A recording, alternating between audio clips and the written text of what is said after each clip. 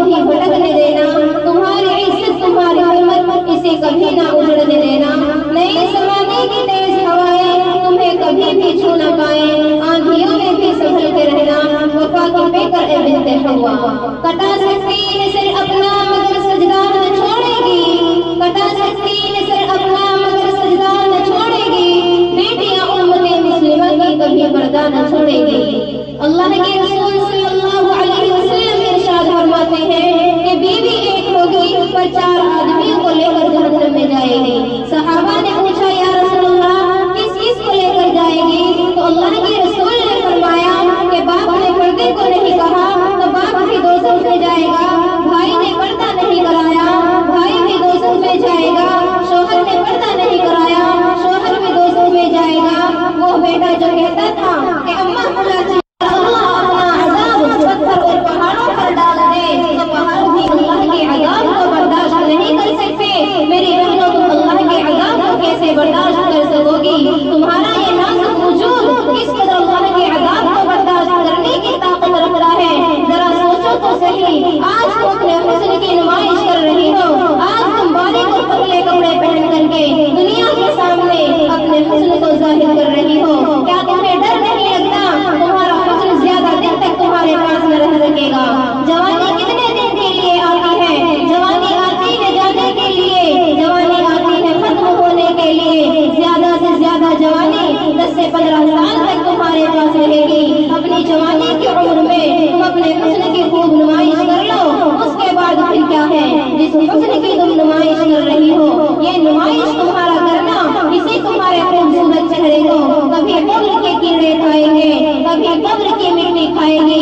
अपनी बड़ी बड़ी आंखों में काजल लगाकर बार बार आईने को देखती हो और बार बार औरतों को फख्र महसूस करती हो कि मेरी आंखें इतनी खूबसूरत हैं, मेरा चेहरा इतना खूबसूरत है। अरे नादानो, तुम्हारे खूबसूरत चेहरे की हकीकत क्या है? अगर तुम्हारे चेहरे पर चंद तुलसियां निकल आए तो तुम्हारा शौहर भी तुम्हारी तरफ निगाह उठाकर देखने के लिए तैयार ना हो। मगर अल्लाह अकबर, इस दुनिया के अंदर अपने चेहरे को हसीन बनाने के लिए, अपने चेहरे को खूबसूरत बनाने के लिए इस कदर एहतिमाम करती है और अपने खूबसूरत चेहरे पे इतना मटक मटक के इतराती है। तुम्हारा ये खूबसूरत चेहरा तुम्हारे कब्र के अंदर 3 दिन में बिगड़ जाएगा। 3 दिन के अंदर इसे कब्र के कीड़े खाएंगे, हशरातुल हक इसे खाएंगे। और अल्लाह के रसूल को यहाँ तक फरमाते हैं, हशरातुल हक इन्हें खाएंगे।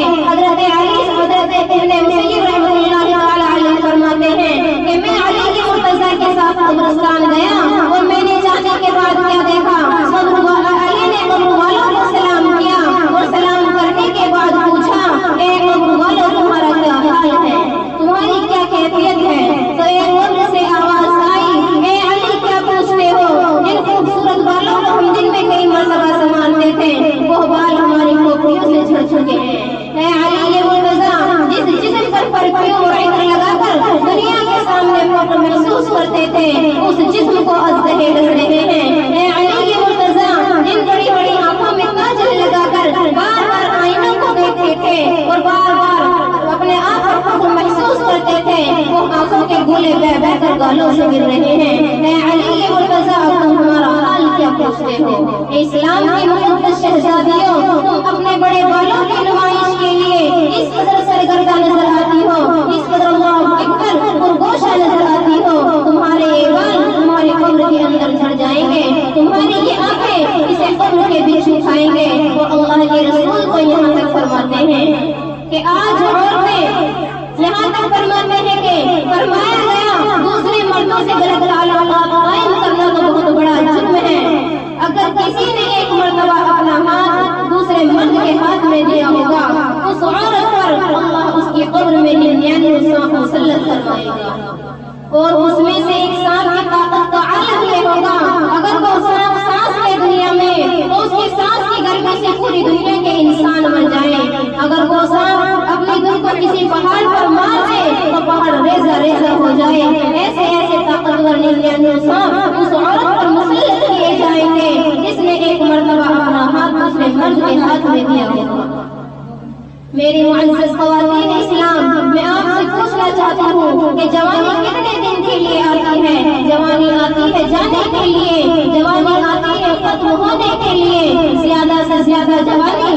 سے 15 سال تک تمہارے پاس رہے گی۔ اگر تم نے اپنی جوانی کی عمر میں اپنی حیا کو بیچ کر اگر تم نے زیورات خریدے ہوں گے، اگر تم نے اچھے اچھے لباس جمع کیے ہوں گے، تو یاد رکھنا بڑھاپے میں مرنا ضروری نہیں ہے، جوانی میں بھی تمہیں موت آ سکتی ہے۔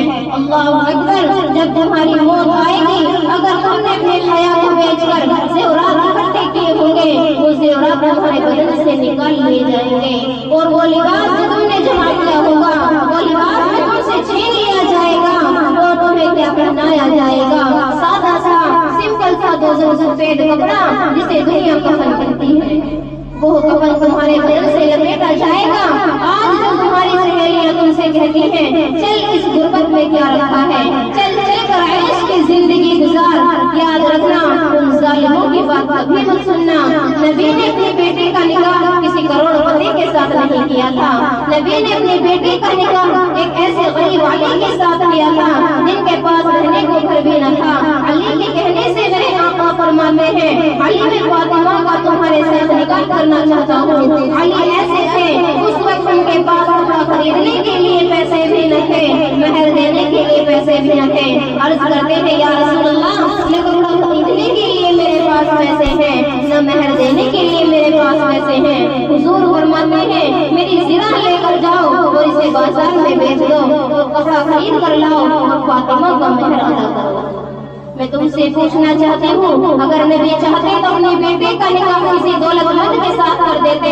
بڑے بڑے دولت مند میرے سرکار کی بیٹی کا ہاتھ مانگنے آئے تھے، مگر نبی جانتے تھے اگر میں نے اپنی بیٹی کا نکاح کسی کروڑ پتی کے ساتھ کر دیا تو میری امت کی بیٹیوں کا کیا ہوگا۔ نبی نے اپنی بیٹی کا نکاح ایک غریب والی کے ساتھ کر کے دنیا کو بتا دیا کہ اپنے غریب شوہر کے ساتھ ایمانداری وفاداری کے ساتھ اپنی زندگی کو گزار دینا یہ نبی کی بیٹی فاطمہ کی سنت ہے۔ میرے آقا علیہ الصلوۃ والتسلیم کی کلیزاؤ سیدہ فاطمہ اتنی غریبی کے عالم میں اپنی زندگی کو گزارتی تھی، اپنے ہاتھوں سے چکی خود پیستی تھی، چکی کے پیسنے سے ہاتھوں میں چھالے پڑ گئے تھے، مشکیزہ بدن پر رکھ کر پانی لاتی، نبی کی شہزادی کے بدن پر مشکیزے کے کالے کالے نشان پڑ گئے تھے۔ تم بھی تو اچھا لباس پہنتی ہو، نبی کی بیٹی تو 72 پیوند لگی ہوئی ایک چادر اوڑھتی تھی، نبی کی بیٹی کے پاس ایک چادر کے علاوہ دوسری کوئی چادر موجود نہ تھی۔ تم تو 3 مرتبہ پیٹ بھر کے کھانا کھاتی ہو، نبی کی بیٹی تو 3 دن کے فاقے کیا کرتی تھی۔ کیا نبی کی بیٹی کی زندگی تمہارے لیے نمونہ نہیں ہے؟ کیا نبی کی بیٹی کی زندگی تمہارے لیے اسوہ حسنہ نہیں ہے؟ تم تو 3 مرتبہ پیٹ بھر کر کھانا کھا کر بھی اللہ اور اس کے رسول کے ساتھ بے وفائی کرتی ہو۔ نبی کی بیٹی تو 3 دن کے فاقے کر کے بھی اتنی نمازوں کی پابند تھی، 5 وقت کی نماز پڑھتی، تہجد بھی پڑھتی، اور جب نفل نماز کا وقت آتا تو ایک سجدے کے اندر پوری رات گزر جاتی، سبحان ربی الاعلیٰ کا ترانہ گنگناتی، اور جب فجر کی اذان سنتی تو اپنے سر کو حسرت کے ساتھ اٹھاتی اور کہتی مولا تمہیں رات اتنی چھوٹی بنائی کہ تیرے محبوب کی بیٹی تو دل کھول کے سجدہ بھی نہ کر سکی۔ تو اسی سلسلے میں آپ کو ایک بات اور بتا کر اپنی بات کو سمیٹتی ہوں کہ اگر میری کوئی بہن غلطی سے کوئی گناہ کر چکی ہے تو یہاں پر ابھی دعا ہوگی، ذکر ہوگا، اس میں چند آنسو بہا کر اللہ سے توبہ کر لو، انشاءاللہ اللہ ہم سب کی توبہ کو قبول فرما لے گا۔ مگر توبہ نام کس چیز کا ہے؟ کانوں کو پکڑنے کا نام توبہ نہیں، کانوں کو پیٹنے کا نام توبہ نہیں، بلکہ توبہ کہتے اسے ہیں کہ ایک مرتبہ اپنے دل میں عہد کر لیا کہ یا اللہ دوبارہ آندھی آئے طوفان آئے قیامت آ جائے پر تم دوبارہ اس گناہ کی طرف نہ جاؤ، اسی کا نام سچی توبہ ہے۔ اور سچی توبہ کرنے والوں کا مقام بہت بلند ہوتا ہے، سچی توبہ کرنے والوں کا مرتبہ بہت بڑا ہوتا ہے۔ دعا کرے اللہ ہم سب کو حیا و پاک دامنی والی زندگی عطا فرمائے، آمین۔ دیکھا ہے میں نے شہر میں کوڑے کے ڈھیر پر، دیکھا ہے میں نے شہر میں کوڑے کے ڈھیر پر، 2 بچے لڑ رہے تھے فقط ایک پیر پر۔ گندم امیر شہر کی ہوتی رہی خراب، گندم امیر شہر کی ہوتی رہی خراب، بیٹی مگر غریب کی فاقے سے مر گئی۔